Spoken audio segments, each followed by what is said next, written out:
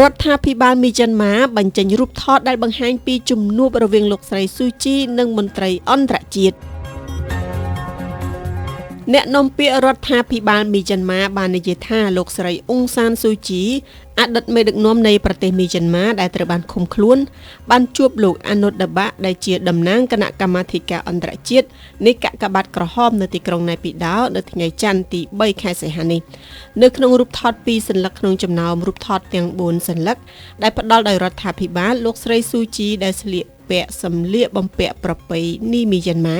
បានចាប់ដៃនិងអង្គុយជជែកគ្នាជាមួយលោកបាក់នៅក្នុងបន្ទប់ដែលមានគ្រឿងសង្ហារឹមតិចតួចធ្វើពីឈើ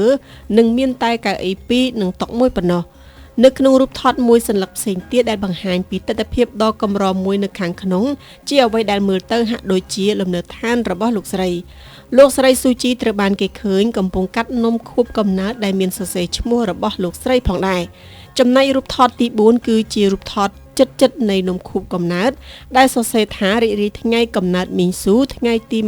29ខែមិថុនាឆ្នាំ2026ទោះបីជារដ្ឋាភិបាលមីយ៉ាន់ម៉ាបានបញ្ចេញរូបថតបង្ហាញពីជំនួបនេះក៏ដោយសារព័ត៌មានអន្តរជាតិធំៗដូចជា CNN និង Reuters មិនទាន់អាចផ្ទៀងផ្ទាត់បានដោយឯករាជ្យពីទីតាំងនិងកាលបរិច្ឆេទដែលរូបភាពត្រូវបានថតនោះទេជំនុំនេះហាក់ដូចជាកិច្ចប្រជុំសាធារណៈលើកដំបូងរបស់លោកស្រីស៊ូជីជាមួយមន្ត្រីបរទេសមិនធ្លាប់ឃើញនៅក្នុងរយៈពេលជាច្រើនឆ្នាំមកហើយជំនុំនេះទៀតសោតកាត់ឡើងបន្ទាប់ពីមានការព្រួយបារម្ភអំពីអន្តរជាតិអំពីសុខភាពរបស់លោកស្រីស៊ូជីដែលមានអាយុ81ឆ្នាំនិងបន្ទាប់ពីយុទ្ធនាការមួយដែលបានចាប់ផ្ដើមដោយកូនប្រុសរបស់លោកស្រីគឺលោកគីមអារីសដោយទាមទារឲ្យយោធាផ្ដល់ភស្តុតាងបង្ហាញថាម្ដាយរបស់លោកនៅមានជីវិត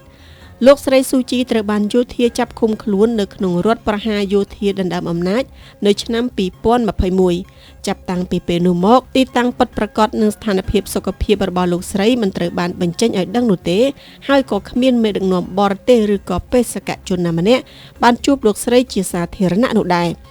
រដ្ឋបាលថ្មីមីយ៉ាន់ម៉ាដែលគ្រប់គ្រងដោយយោធានៅតែស្ទាក់ស្ទើរនៅក្នុងការផ្ដល់សិទ្ធិចូលជួបលោកស្រីស៊ូជីរួមទាំងសំណើរបស់ហ្វីលីពីនកាលពីខែឧសភា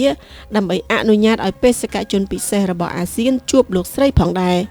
ក្រោយយោធាចាប់ឃុំខ្លួនលោកស្រីស៊ូជីត្រូវបានកាត់ទោសពីបទចាត់ប្រកាន់ជាច្រើនករណីមានចាប់តាំងពីអំពើពុករលួយការញុះញង់ឲ្យមានការក្លែងបន្លំការបោះឆ្នោតរហូតដល់ការរំលោភដោយច្បាប់សម្ងាត់របស់រដ្ឋតែលោកស្រីបានច្រានចោលការចាត់ប្រកាន់ប្រឆាំងនឹងលោកស្រីស៊ូជីត្រូវបានប្រធានាធិបតីមីយ៉ាន់ម៉ាលោកមីនអ៊ុងលៀងអនុញ្ញាតឲ្យផ្ទេរទៅឃុំខ្លួននៅក្នុងផ្ទះកាលពីខែមេសាឆ្នាំ2026បន្ទាប់ពីលោកស្រីទទួលបានការបន្ធូរបន្ថយទោសជាបន្តបន្ទាប់នៃទោសជាប់ពន្ធនាគារ27ឆ្នាំ